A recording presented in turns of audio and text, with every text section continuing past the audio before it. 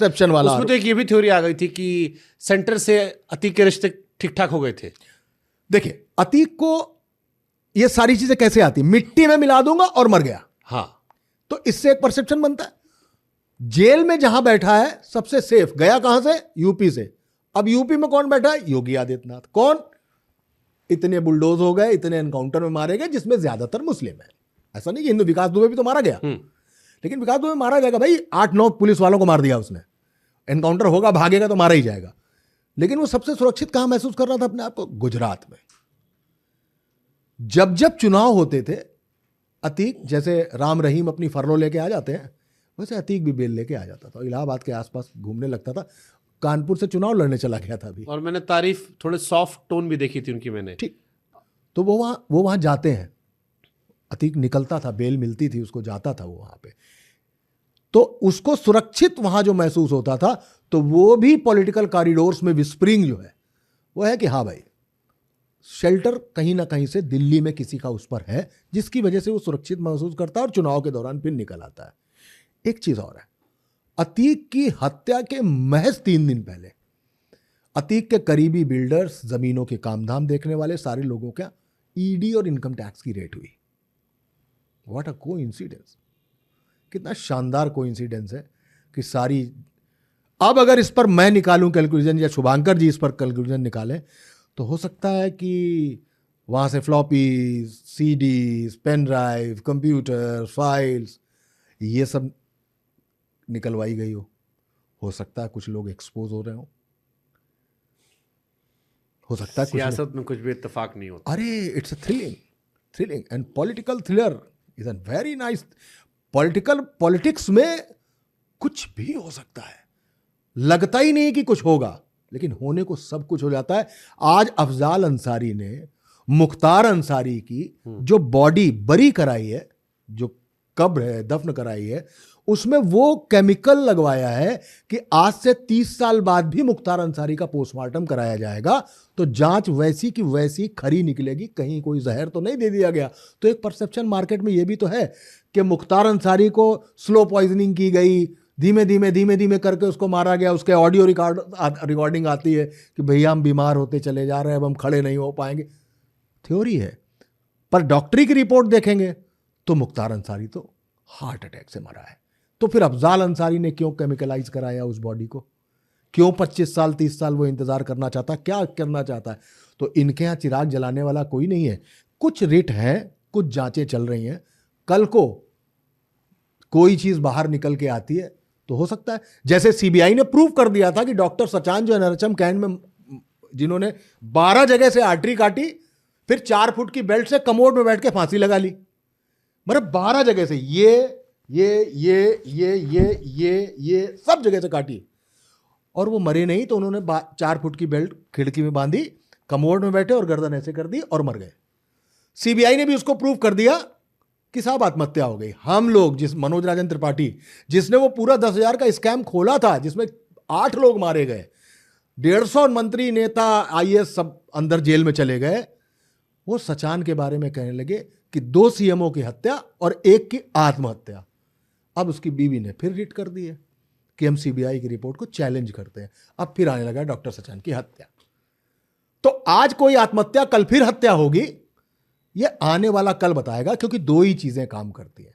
एक कागज आपको राहत दिलाता है, एक कागज ही आपको फंसाता है। तो कागज ही काम करेगा, कागज ही जिंदा रहेगा।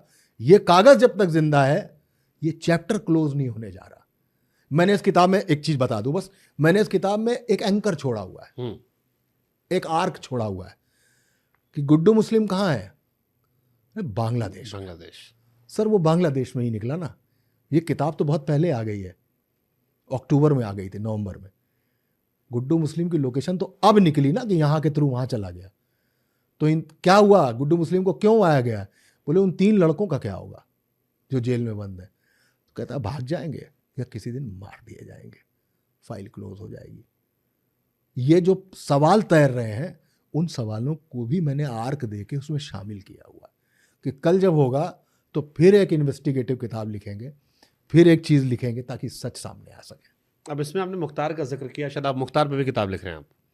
हाँ बिल्कुल, मैं मतलब इस पर रिसर्च कर रहा हूँ फिलहाल अभी। ठीक है। और जैसे कुछ आता है तो बता। मुख्तार और अतीक, इन दो केसेस पे बड़ी सिमिलैरिटी दिखती है मुझे। जी भाई का एंगल दिखता है, भाई के चुनाव की हार दिखती है, जी।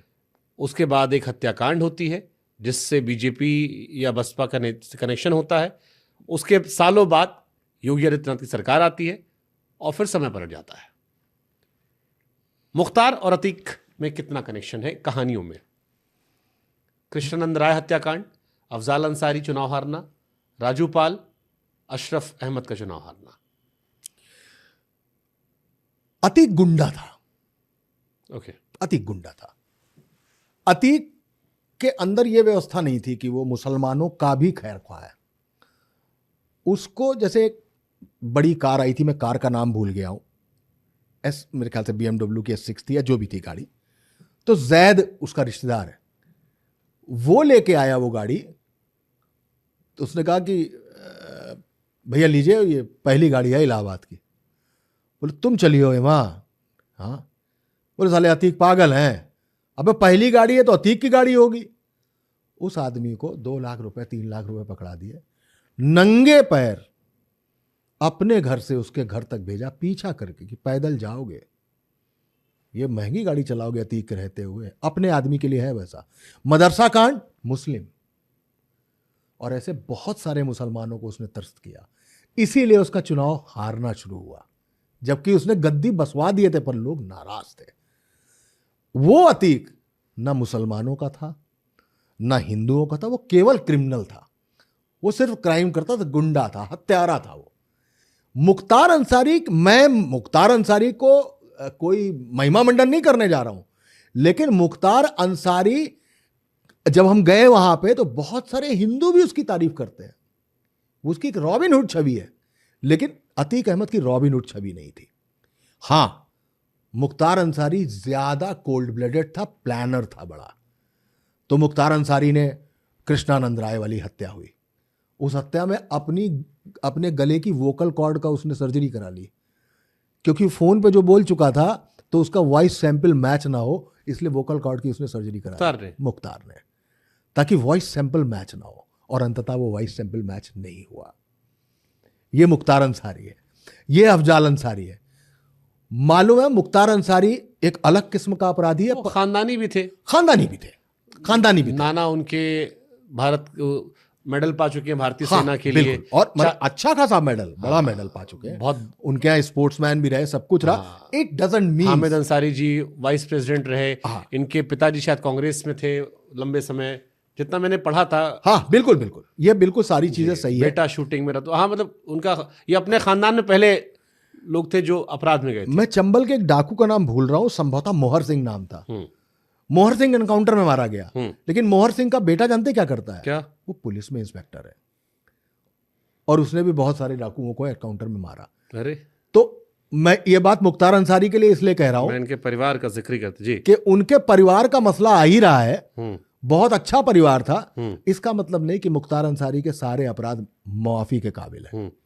ये मुख्तार अंसारी का मसला जी। इनके देखिए, इनका मैंने पढ़ना जब शुरू किया, इनके ग्रैंडफादर जो थे मुख्तार अहमद अंसारी, वो सर्जन थे और कांग्रेस के प्रेसिडेंट रह चुके हैं जी 1927 में। हाँ, बहुत बड़ी बात है। इनके नाना को मेडल है, हाँ, संभवतः। और ब्रिगेडियर उस्मान जो है, हाँ ब्रिगेडियर उस्मान, और बड़ा नाम आता है ब्रिगेडियर उस्मान। हाँ, बहुत बड़ा नाम है उनका, बड़े बड़े अवार्ड मिले उन्हें जी। उस फैमिली का वो बंदा है, महावीर चक्र मिला, महावीर चक्र मिला हुआ है, और वो उस फैमिली से है। लेकिन अपराधी तो अपराधी है, तो मैं उस पर रिसर्च कर रहा हूं। लेकिन ये मैं मानता हूं कि मुख्तार एक अलग किस्म का अपराधी था, वो एक्चुअली माफिया था, ये गुंडा था, अतीक गुंडा था। अतीक की मुख्तार से तुलना नहीं की जा सकती अपराध में भी। मतलब आप दाऊद इब्राहिम से, मतलब मैं ऐसे उदाहरण देने की कोशिश कर रहा हूं, आप दाऊद इब्राहिम से किसी इकबाल अंडे वाले जो छोटा सा गुंडा है कानपुर का, या जावेद रिंग वाला एक गुंडा है, या पप्पू चुहिया एक गुंडा है, उनसे तुलना नहीं कर सकते। और अतीक का पूरा माफियाज़म इलाहाबाद तक सीमित था, आसपास कौशाम्बी और कुछ सीटों तक। मुख्तार अंसारी को वैसे भी लोग जानते थे। ये फर्क है मुख्तार और अतीक में, रुतबा था, रुतबा, उसका रुतबा।